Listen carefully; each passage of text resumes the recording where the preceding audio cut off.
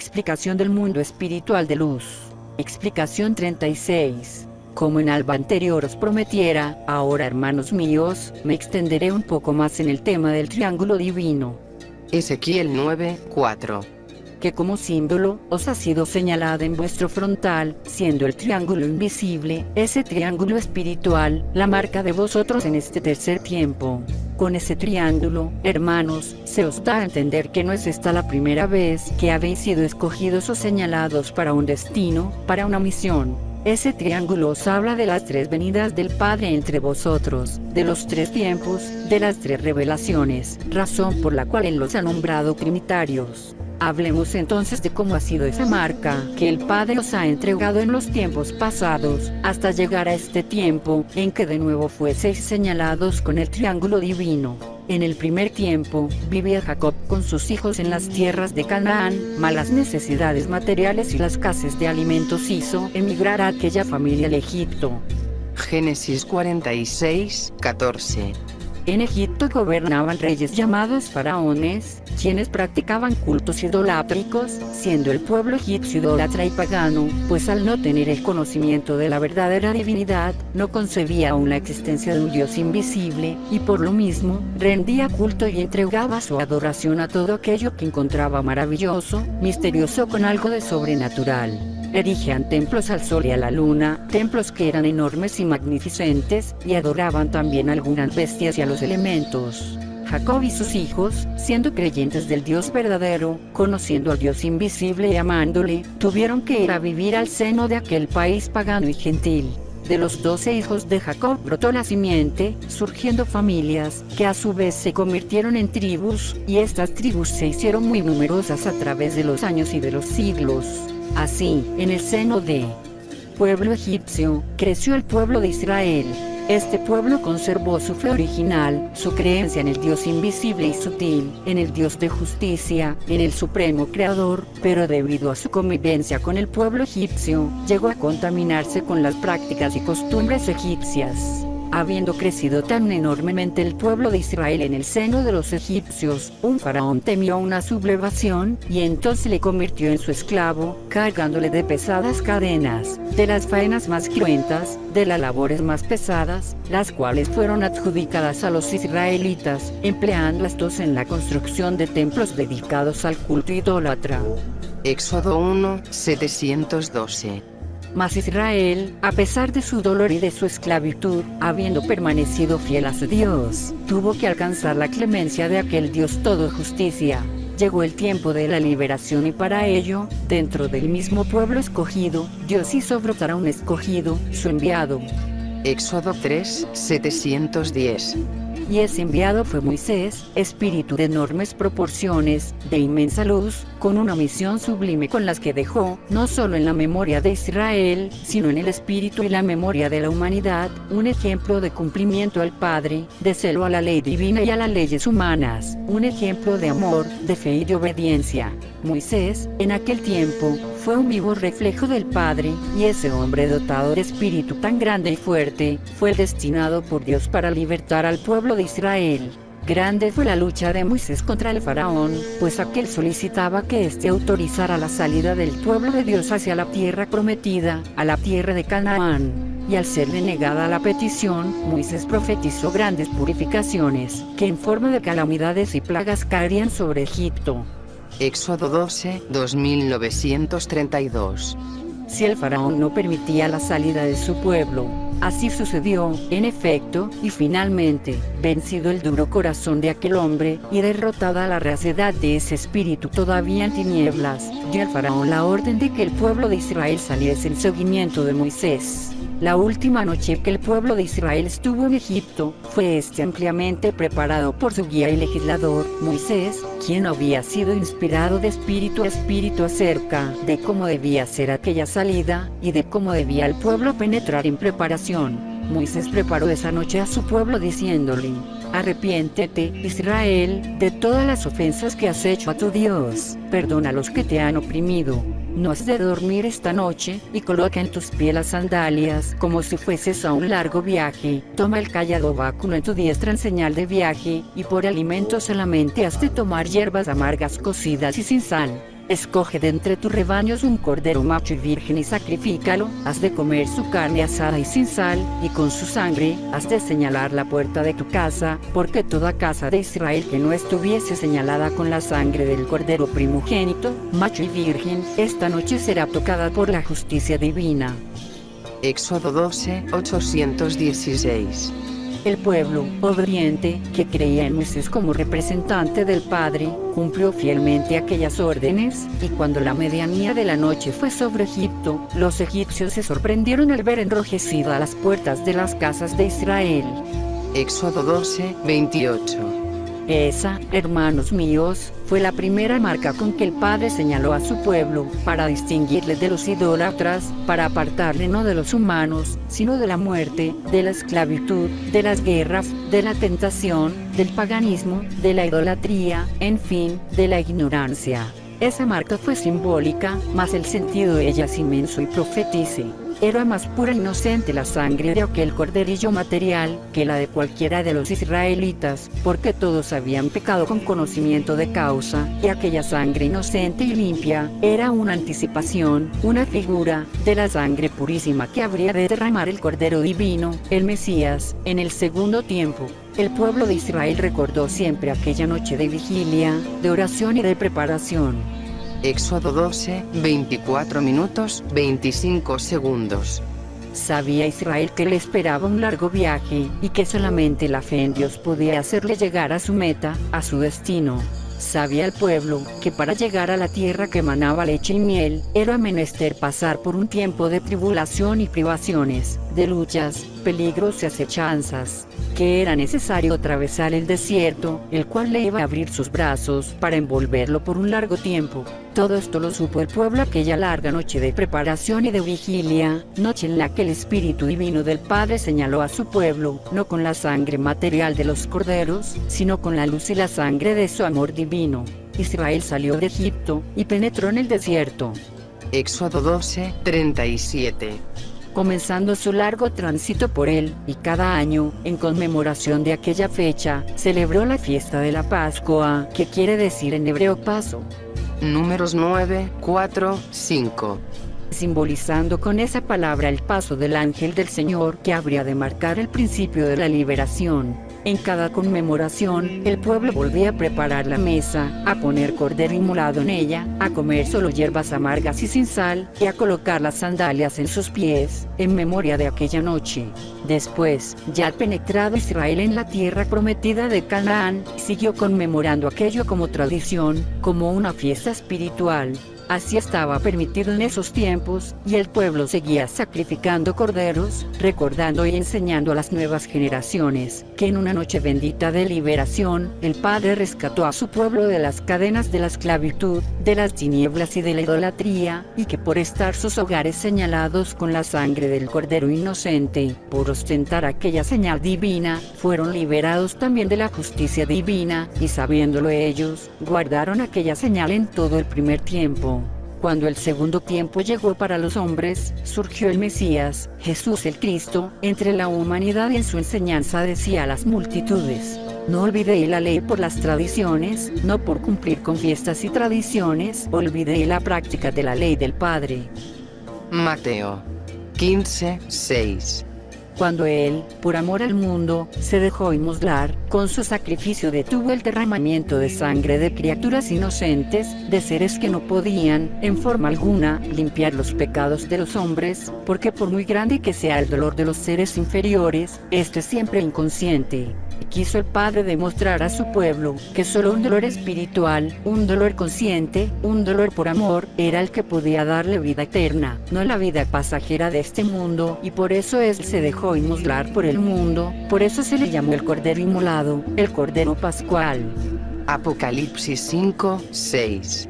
Porque no fue ya el cordero material como aquella noche en Egipto, quien fuera sacrificado, sino que fue el Cordero Divino, quien fuera inmolado en una fiesta de Pascua, cuando Israel se encontraba celebrando en Jerusalén aquella tradición. el Divino Maestro ascendió a la cruz, para derramar su sangre sobre todos, y esa sangre del Divino Cordero, esa sangre divina, no la sangre humana que puede verterse en la tierra, sino la que es vida espiritual, esencia y eternidad, la verdadera sangre, quedó depositada en todos los espíritus de la humanidad. Cada una de las gotas de sangre que vertió aquel cuerpo, fue un símbolo del caudal infinito de amor, que en aquel instante, brotara del Espíritu del Padre para la humanidad, y como símbolo de aquel sacrificio quedó la cruz, aquel madero en el cual expirara como hombre, aquel madero al cual ascendió para abrir sus brazos y para abrazar, perdonar y amar a todo el universo. Con esa figura, con ese símbolo, con esa señal, el cristiano se levantó y cruzó los caminos, abriendo brechas de luz y combatiendo contra las tinieblas y la ignorancia, abriendo camino hacia la espiritualidad. Los cristianos también, cuando la muerte llegaba a ellos, abrían sus brazos imitando a su maestro, formando con sus brazos una cruz, en un abrazo que significaba vida eterna y perdón. La primera señal, la sangre del Cordero, significa liberación, la marca de la libertad. La segunda, la del Cordero Divino, significa redención. Esas señales de los dos tiempos, esas dos marcas, las ostentáis vosotros, porque sabéis que sois el mismo pueblo, el que estuvo en Egipto y que siguió a Moisés, el pueblo que poseyó la tierra prometida, reflejo de la patria espiritual, el pueblo que volvió a la tierra a recibir a su Señor en su segunda venida, en la persona de Jesús, para recibir también de él su sangre, su señal. Esos sois vosotros, hermanos, que una vez más habéis llegado a este planeta en el tercer tiempo, tiempo en que Dios vino pleno y en espíritu, a entregaros la tercera señal, porque anunciado estaba. Ahora el Padre nos ha encontrado reunidos en un solo pueblo, no estáis ya en las 12 tribus formando una sola nación, como sucediera en los tiempos anteriores. En este tiempo, ha encontrado el Padre a su pueblo disperso por todos los puntos de la tierra, multiplicado hasta el infinito en el orbe como polvo de la tierra, como las arenas de la mar, como las estrellas del cielo, tal como estaba profetizado. En este pueblo se encuentran un número de escogidos que tienen gran responsabilidad, pues son destinados para un cumplimiento, y ese número anunciado desde el segundo tiempo por Juan, el apóstol del Señor, es de 12.000 señalados de cada tribu, que en conjunto suman 144,000 señalados. Apocalipsis 7, 48. De ese número formáis parte vosotros, que llegáis de distintos puntos de la tierra, encarnados vuestros espíritus en materias pertenecientes a diferentes razas, pronunciando distintas lenguas, mas sois todos espíritus hermanos de un mismo pueblo, de las tribus benditas multiplicadas por el Padre. Y habéis llegado a esta obra bendita, al seno de estos humildes recintos, pequeños sitios materiales donde se manifiesta el rayo del Señor a través del entendimiento humano, por portavoces pertenecientes al mismo pueblo de Israel, por los cuales habéis recibido la marca trinitaria, ya no la sangre material de Cordero del primer tiempo, ni la sangre vertida por el Verbo que se hiciera hombre en el segundo tiempo, sino la marca espiritual, invisible a la mirada material. Esta marca, esta señal, no está puesta en vuestro frontal material, sino en vuestro espíritu. Es ahí donde está la luz que el Padre os entregó en el primer tiempo como ley, en el segundo tiempo como amor, y en este tercer tiempo como sabiduría, formando con ello el triángulo divino, que es también símbolo espiritual. He aquí las tres marcas que habéis recibido, he aquí las tres señales con que habéis sido distinguidos a través de los tiempos y de los caminos de la vida, he aquí la señal y la potestad con que el Padre os ha donado, para que los elementos, los espíritus y las cosas todas os reconozcan, como el pueblo primogénito, responsable de la paz y de la elevación espiritual del mundo. Por eso sois trinitarios, por el triángulo que el Padre depositó en vosotros en esa marca, mas tened presente que los dones, la misión, el destino, los cargos y facultades que cada uno de vosotros lleva, fueron entregados por el Padre en el instante mismo en que cada uno brotó del seno de él, instante en que formó vuestro espíritu, dotándole de todo lo necesario para su desarrollo, evolución y salvación. No habéis recibido dones en este tiempo que antes no estuvieran en vosotros, sino que el Padre os ha revelado, descubierto, cuanto os ha donado desde el principio, y la marca es simplemente la ratificación de ellos, para que tengáis el conocimiento y la certeza de lo que poseéis, y de cómo debéis utilizarlo en vuestro camino. si queréis poseer la paz en vuestro espíritu y si queréis contemplarla en todos, si queréis evitar el dolor y la destrucción, y anheláis mirar solo la redención, la dicha, la espiritualidad y el conocimiento en todos, tenéis que luchar y obedecer las leyes divinas, formando un solo pueblo, y honrando la señal con que Dios os ha marcado, señal de amor y de justicia, señal que no puede borrarse jamás del espíritu, porque ha sido hecha con sangre del amor de Dios. Esa marca no está en la materia, porque la materia se confundiría con la tierra, se volverá polvo. El espíritu, en cambio, seguirá ostentando siempre esa señal que el Padre por amor os dio, para que fueseis reconocidos como escogidos, emisarios, como enviados del Padre, como ejemplo y mensajeros del Señor. Este pueblo ya no ha de levantarse dando muerte a los profetas, o desafiando la justicia divina, ya no dará muerte al amor del Padre, ni mal ejemplo a la humanidad. ¿No comprendéis aún cómo el Padre ha venido en los últimos tiempos borrando las fronteras, borrando los linderos que en los tiempos pasados os distanciaban? Ya no poseéis aquella tierra de Canaán, no sois dueños de ella, no tenéis nada en este mundo.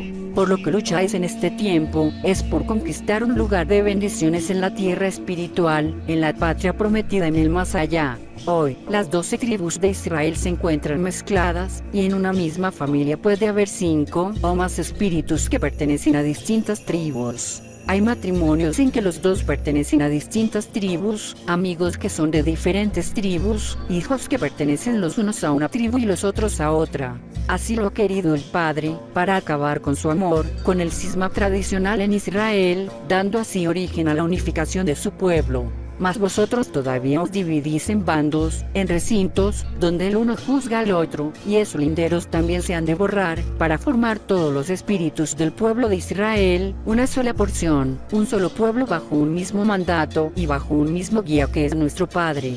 Cuando esa unidad se alcance, cuando hayáis conseguido esa fraternidad y os améis verdaderamente los unos a los otros, entonces habréis alcanzado un alto grado de espiritualidad, y se abrirán las puertas de la nueva Jerusalén, para que a ella lleguen los hombres de distintas naciones y diferentes razas, para que se acerquen a vosotros los mundos espirituales, para que alcancen de vosotros un ejemplo, una enseñanza, una palabra redentora, una caricia y una gota de bálsamo. Será entonces cuando vosotros, así como fuisteis reconocidos en aquel primer tiempo entre los demás pueblos, como fuisteis reconocidos en el Egipto como el pueblo señalado por el Dios invisible, como fuisteis respetados por los elementos, por los mares, por el astro rey, por los desiertos, como fuisteis temidos y respetados por faraones y reyes, como fuisteis reconocidos en el segundo tiempo por el nombre del Maestro y con la señal de la cruz, como fuisteis reconocidos en todos los caminos y en todas las naciones. En este tiempo también os abriréis brecha, para que después de ser combatidos como en otros tiempos, el mundo sienta y reconozca vuestra presencia. Reconocerá el mundo que vosotros sois la paz, la luz, y que en el seno de vosotros surge la inspiración y la profecía. Reconocerá también que vosotros ostentáis la señal del Espíritu Santo, su triángulo divino, que sois los moradores, por gracia del Padre, de la santa ciudad, espiritualmente, en este tercer tiempo, como antes lo fuisteis materialmente en el primero y en el segundo tiempo. Será entonces cuando se cumpla la palabra del Señor, de que en su pueblo, Israel, serán benditos todos los pueblos y naciones, todas las generaciones de esta humanidad. Génesis 18:18. Porque daréis al mundo un claro testimonio y un ejemplo innegable de verdadera espiritualidad. Guardad estas humildes explicaciones, y así veréis cómo tendréis mayor comprensión de las cátedras del Divino Maestro, porque podréis penetrar con mayor profundidad en su sentido, y espero que podáis alcanzar la convicción de que los ejemplos y los hechos que el Padre ha consumado en los tiempos pasados, no pueden ser olvidados ni desconocidos por vosotros, porque son los testamentos que el Padre os ha legado, y porque son los hechos que vosotros habéis escrito con vuestros propios pasos en los tiempos anteriores. ¿Acaso sabéis quiénes fuisteis en otros tiempos? ¿Acaso recordáis o sabéis por intuición espiritual cuál fue vuestra obra y vuestra labor en el primero y segundo tiempos? No lo sabéis. Por eso es bueno que no os turbéis, y que tengáis siempre respeto y amor por las cosas que el Padre os reveló en aquellos tiempos, sea directamente o por conducto de sus enviados.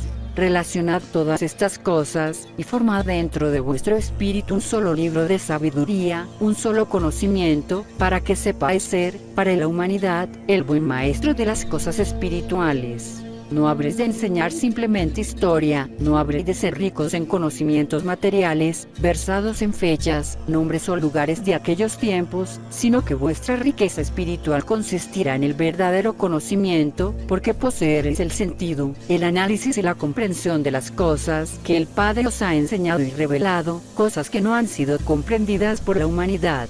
Habéis permanecido adormecidos y aletargados durante mucho tiempo, y el maestro ha seguido caminando, el pastor ha seguido transitando, y ahora, para que vosotros le alcancéis en el camino mucho, tendréis que apresurar vuestro paso.